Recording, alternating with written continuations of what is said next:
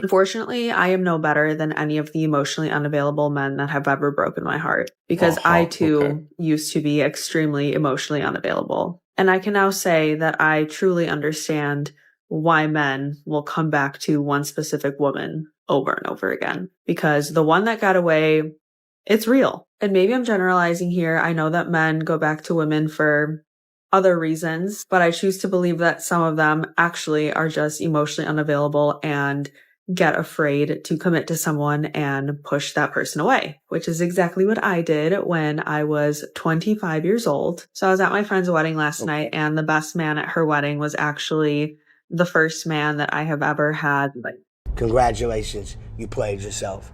Any sort of relationship with in my adult life. He and I met in college. He was trying to get me to give him a chance all throughout college, and I kept saying no. And then a few years after college, I finally decided to give it a go. So like this man was pursuing me hard, but me being the 20-something-year-old I just viewed him as a friend. And because of that reason, I just couldn't view him as anything else. But anyways, this man saw me and still sees me to this day exactly the way that I strive to be seen by a partner. I just didn't realize it at the time. Like he could read me like nobody else, and I would barely even tell him anything. But when I was 25 years old, I was not self-aware to the level that I'm at now. I had done absolutely zero healing work. I had no idea why I was terrified of this man getting close to me and actually wanting to get to know me as a person. Oh, boo-hoo! And this is the really difficult thing about emotional unavailability is there's a part of you that really enjoys being with that person, but at the same time, there's a part of you that is trying to pull away so bad, even though you know deep down that this person is, and that's exactly what I was doing. He made me feel really safe. He made me feel really seen, but for some reason, I just couldn't allow myself to fully commit. You what? So ultimately, I ended it. I self-sabotaged it, and I kept looking for reasons as to why things couldn't work out between him and me. Luckily, we didn't end on bad terms. We still will catch up to this day. But last night when he was giving his speech as the best man, I was feeling so nostalgic, and I was kind of feeling a little bit of regret. I was like, I'm here to tell you right now, we don't care. I kind of have this feeling that he was the one that got away because now that I'm more mature, now that I've done more work on myself, I'm realizing that the thing that I wanted the entire time was in front of me the whole time. I just didn't see it because I didn't know at the time that that was what I needed. And that's the funny thing is that I think a lot of the times we don't realize what we really need because we're so focused on what we want. And that's not to say that you can't get what you want, but a lot of times what you actually want isn't what's best for you. What? Bro, what are you talking about, man? How does a guy get out of the friend zone? Honestly, it just depends on if the girl likes you or not. There's no way of getting in and out of it. So once you're in it, you can't get out. No, it's not. Well, no, it depends on the girl's feelings. It's nothing that you can do, I think. Oh, okay. It just depends on the girl? Yeah, at least for me. What about yourself? Have you ever been friend zoned?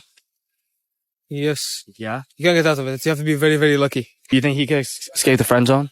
With me? Yeah.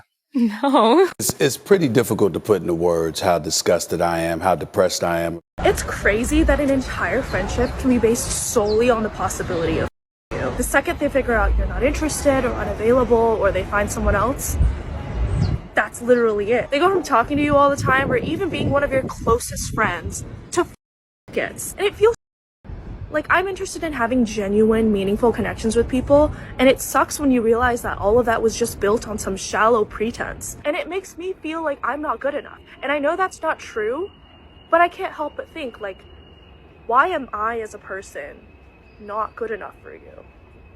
With all due respect, what the are you talking about? I gave a guy who ghosted me a second chance, and then he ghosted me again.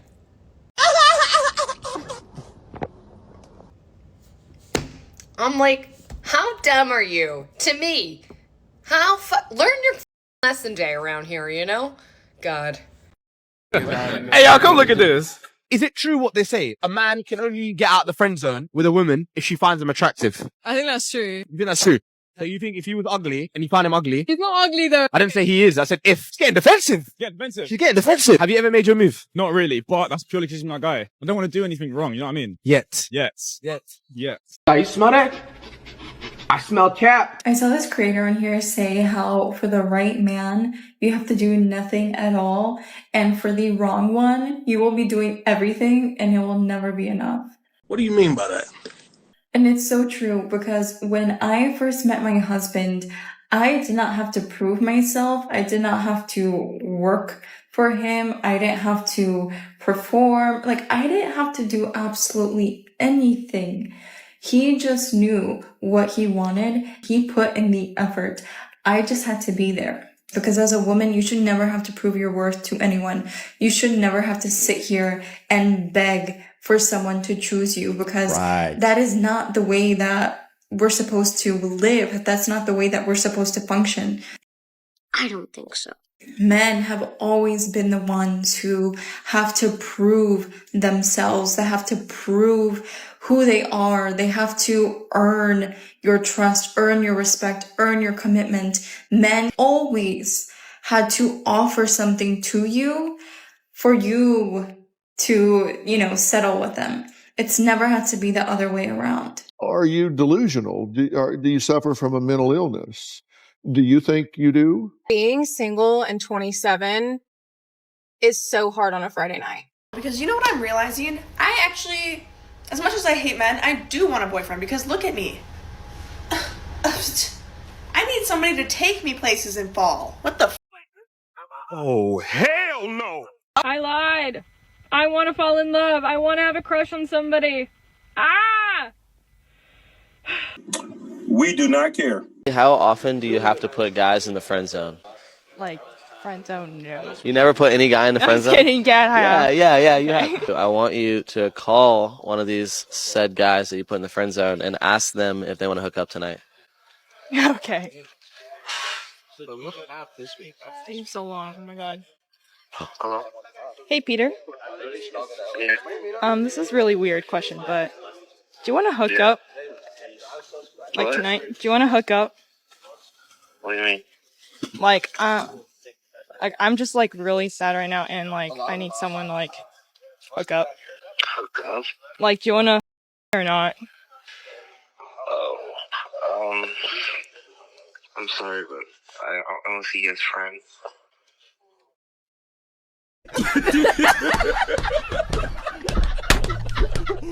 This is probably gonna be the first and only time y'all see me cry on this app, but I just woke up and my best friend of almost literally the last decade has unfollowed me on everything.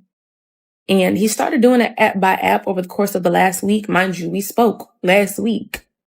Like I wasn't noticing. And even though you unfollowed me on this app, I hope this message still finds you because I just want to know how you can so easily dispose of someone and something that you're supposed to care about. We? Who's we? There is no we. Someone who you know cares about you. I've had your back through everything. And vice versa, you've had mine. I don't care if you got a little girlfriend that don't approve of our friendship. I don't care about none of that. It was too easy for you to dispose of me.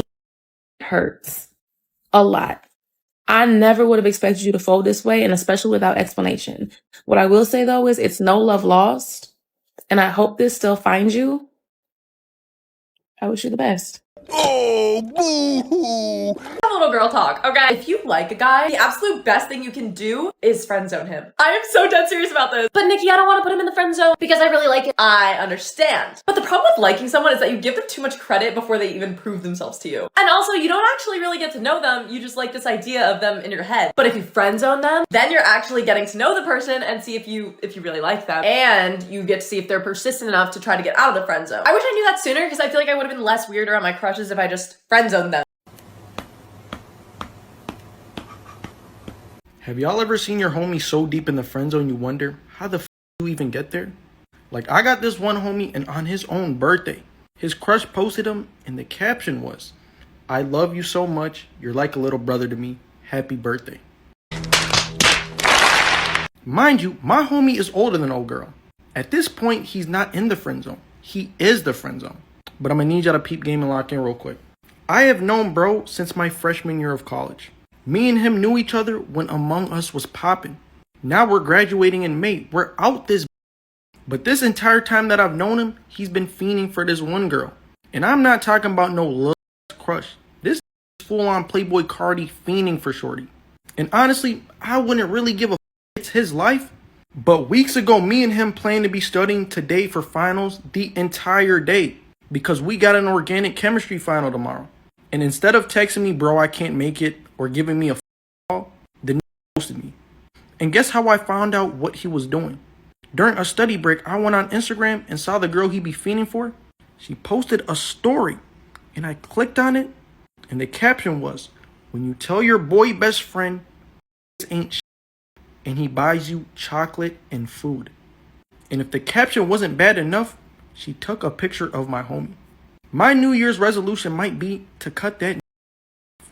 Well, I'm out, man. Y'all let me know if this is insane or if I'm overreacting. I've had a guy friend for 15 plus years. I talk to him every single day for the past 3 years, and I'm not even exaggerating, multiple times a day. He just got a girl, like started talking to a girl a month and a half ago. And lately I've been feeling like, I feel like I'm putting in on the effort. So I decided not to call him one day. One day turned into now it's been 2 weeks. This man has not contacted me once. Disappeared from my life completely. Over a girl.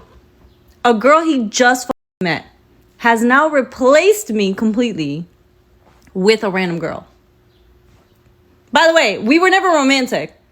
But the fact that this man has disappeared, I tried to call him yesterday to like call him out and be like, what's going on?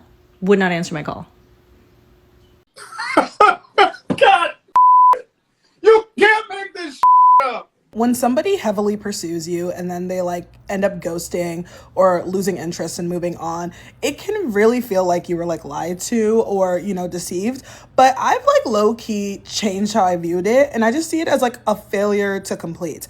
So the analogy I like to use is like a lot of people, they'll want to go on a fitness journey and, you know, they'll sign up for a gym, they'll buy a bunch of new like fitness clothes, and they'll be super, super locked in. Then they'll go to the gym for like a few weeks and fall off. They'll just stop doing it. You would not say that that person lied about wanting to get fit. You would never say that they lied about it. But we all understand that there's so many reasons why someone might start that journey and not complete it. And I would just like, rarely would I put the blame on the gym. I'm not going to be like, oh yeah, the gym just sucked so badly. I mean, some people have bad experiences with gyms, and maybe that's the reason why they stopped going. But for the most part, you know, it's always something probably external from the gym. What do you mean by that? Something going on in their life, you know, maybe they constantly are starting things and not finishing it, but like it just has nothing to do with the original goal.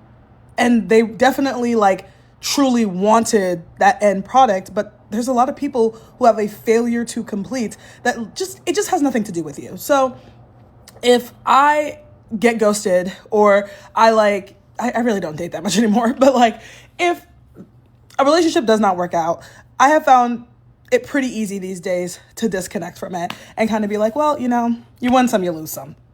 Hey, y'all, come look at this. I need a name for the opposite of being friend zoned, because I am so exhausted of having this experience where I think I've made a genuine guy friend. We're laughing, we're having a good time, we're bonding over mutual interests. It just feels very wholesome and fun.